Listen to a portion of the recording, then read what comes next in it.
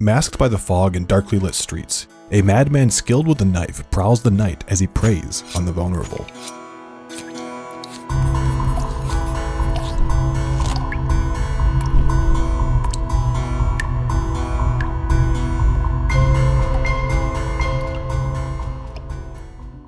(1888) Whitechapel District, East End of London.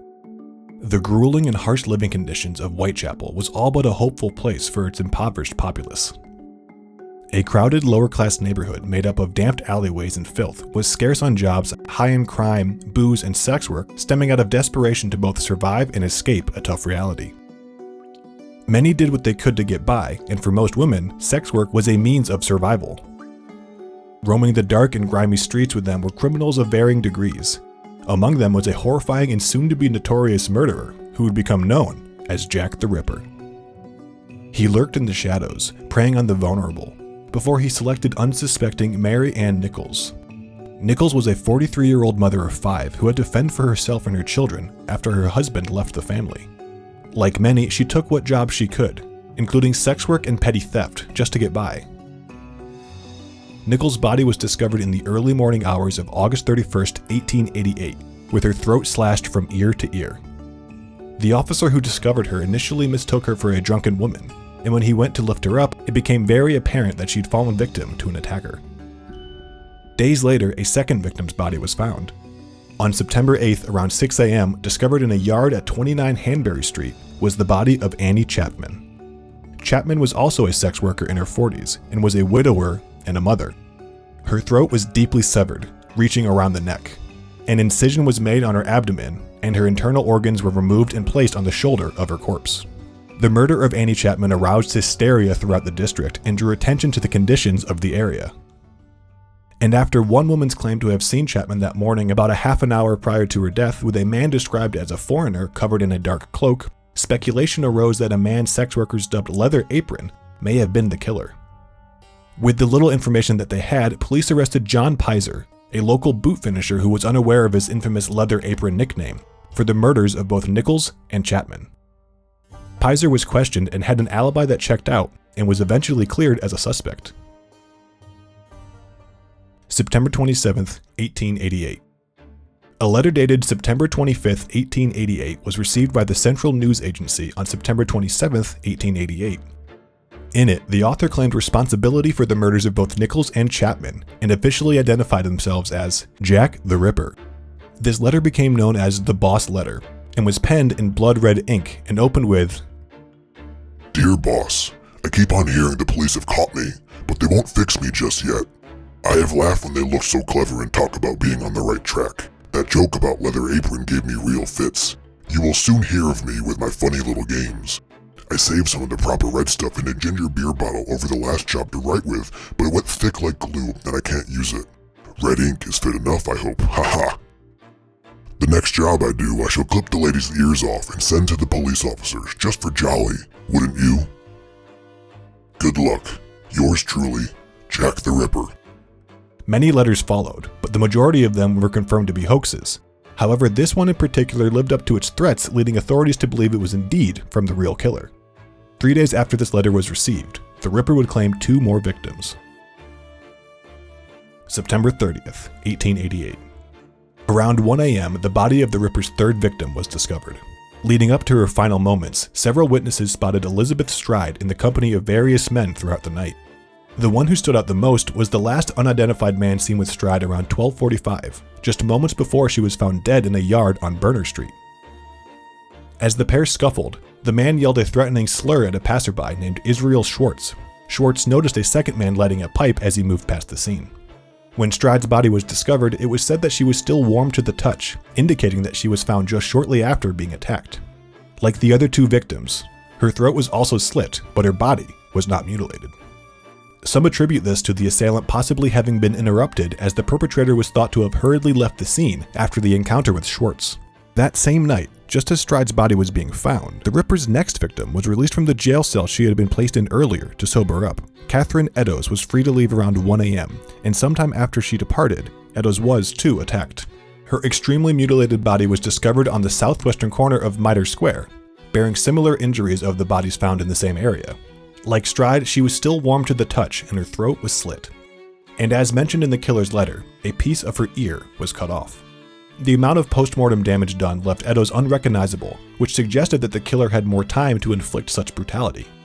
Found at the scene was a controversial message written in chalk over a piece of blood-stained apron thought to have belonged to Eddowes. Before a photograph could ever be taken, the message was written down and cleaned off by authorities to prevent anti-Semitic riots from occurring. There are different versions that were recorded by the police as to what exactly was written there, and remains a debate as to whether or not it was an actual message from the Ripper.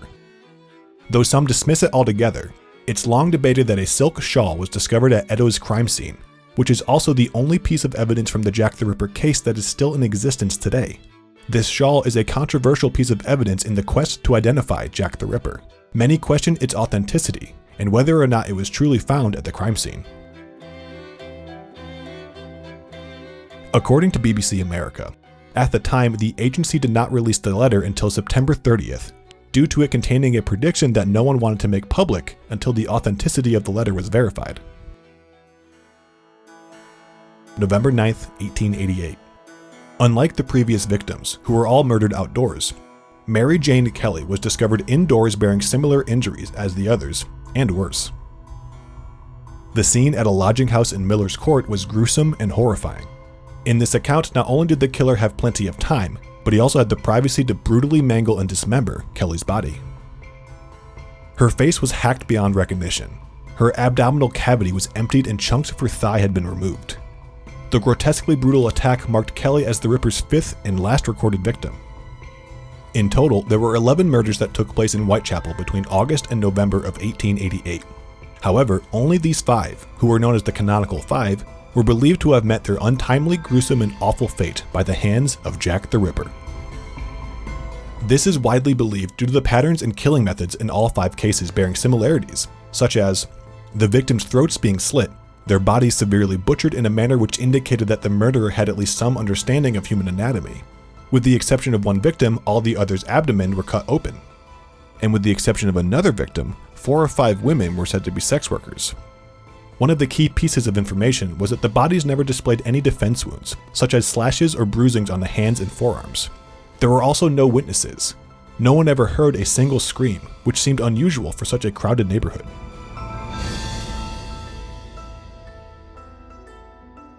The killer was seemingly skilled with a knife and was thought to have possibly been a doctor or surgeon. Police medical consultant Thomas Bond, who profiled the case and also performed an autopsy on Mary Jane Kelly's remains, challenged that theory, with his own expert knowledge of incisions, to declare, "True to his nickname, the murderer was no precise cutter, and lacked even the technical knowledge of a butcher or horse slaughterer." Unfortunately, Jack the Ripper was never caught, and is thought to have not killed again after November of 1888. Mary Jane Kelly was his last recorded victim. With his identity in question, then and even still now, the inevitability of potential suspects would surface. Whitechapel's close proximity to London docks led authorities to believe that the killer could have been a sailor passing through. And over the last 100 years, theories have been put forward suggesting people who could have been responsible. According to Britannica, one theory connects the murders with Queen Victoria's grandson, Prince Albert Victor, as well as the Queen's personal physician, Sir William W. Gull. However, there is no evidence for this to be a substantial claim. At the time of the murders, the police investigation focused on local characters. Among the possible suspects were working-class men, John Jack Pizer, whom they arrested and freed after his alibi cleared him, and Aaron Kosminski, a barber whose DNA was supposedly found recently with modern technology on the shawl that is believed to have belonged to Catherine Eddowes. Other potential suspects include Francis Tumblety, an American-born doctor who had a collection of human organs and reportedly despised sex workers. Montague John Druitt, who came from a wealthy background but had fallen on tough times. Druitt was also known as a sexual kook. Severin Klazowski, who was known to authorities as a poisoner, but wasn't a mutilator by any means.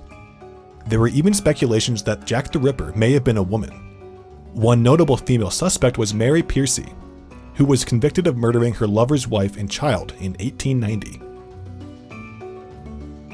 To date, the list of potential suspects runs long, and at the time, the police force came under scrutiny from the press, which ultimately led to the departure of Scotland Yard Chief Sir Charles Warren.